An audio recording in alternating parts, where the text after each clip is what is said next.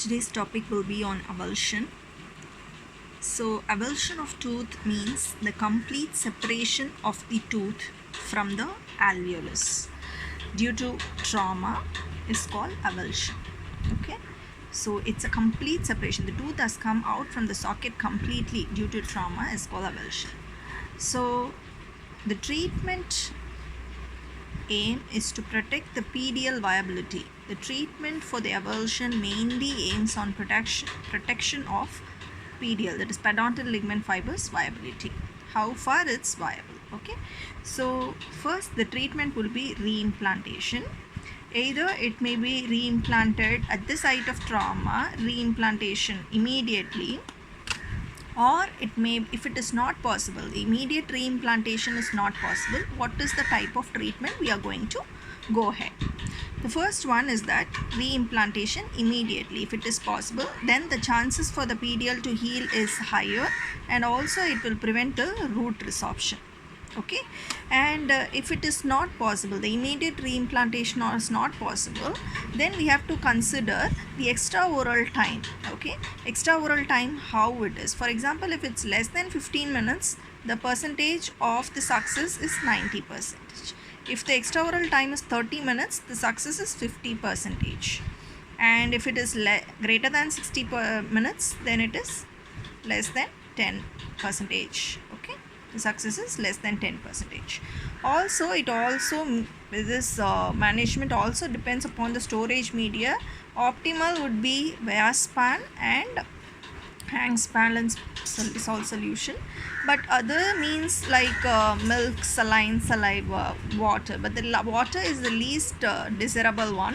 Rather than we can use milk, saline or saliva itself. Okay, so the management in dental office, these are the prognosis, what happens if you do it immediately or it's not possible, then what we have to consider, the extraoral time and the storage media.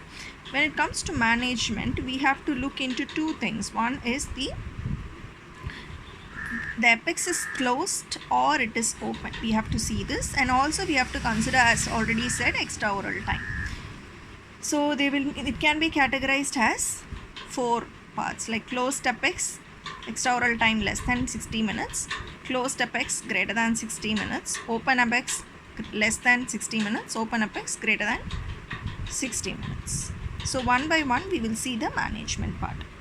For example, if it is a closed apex and less than 60 minutes extraoral time and it is stored in a proper storage media, the treatment would be the root surface should not be disturbed and the curating of the root surface should not be done.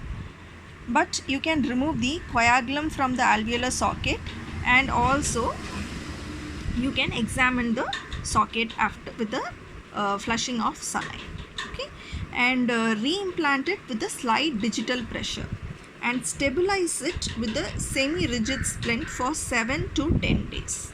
Okay, and systemic antibiotics should be given for 7 days, and we have to refer to the physician to just check the TT status, tetanus toxoid status of that particular patient. Okay, and the second scenario is the patient who has a closed apex and greater than 60 minutes of extraoral time. Then we have to remove the debris and the necrotic PDL. Here we didn't touch the root surface and we didn't curate any root surface. We didn't remove any PDL.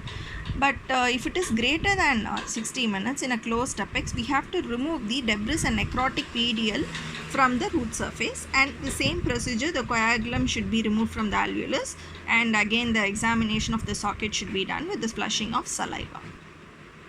In addition, in this case, you have to immerse that tooth in 2.4% sodium fluoride solution for 5 minutes, and then we have to proceed the same with reimplantation, stabilization, antibiotics and referral.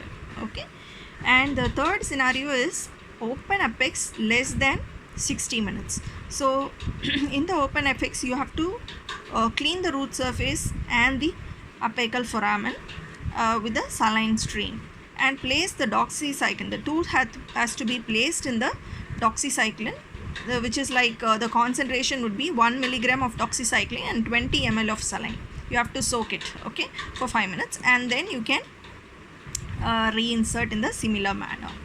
If it is an open apex greater than 60 minutes, then the reimplantation is not indicated. We can try reimplantation, but mostly the treatment success would be less, okay.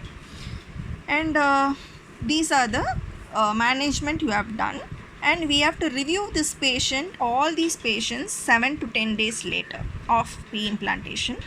Why we are recalling is that we can do an endodontic treatment after this particular period. In this case, the first scenario, you can do endodontic treatment 7 to 10 days. For example, the patient is not reporting you after 7 to 10 days. If it is getting delayed, then you can't do a root canal treatment immediately. Then you have to do a long-term calcium hydroxide treatment, and then followed by root canal treatment. Okay, endodontic treatment can be finished after the calcium hydroxide long-term treatment. In the second scenario, if it is closed apex greater than 60 minutes, then the same regimen can be followed. Okay, the endodontic treatment has to be proceeded. The third scenario, the endodontic treatment should be avoided. First, because it's an open apex less than 60 minutes, so you have to just preserve the vitality of the tooth. If it is possible, we have to avoid endodontic treatment. So if it's vital, then you can wait and just see. Otherwise, if it is showing any signs of infection in the pulp, then you have to start with the apexification procedure. Then you have to start with the apexification procedure in case of open apex less than 60 minutes.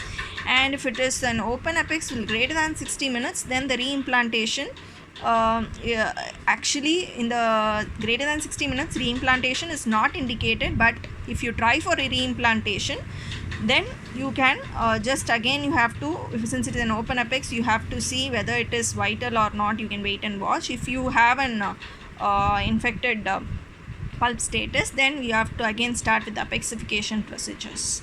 Okay, so these are the overall view of avulsion.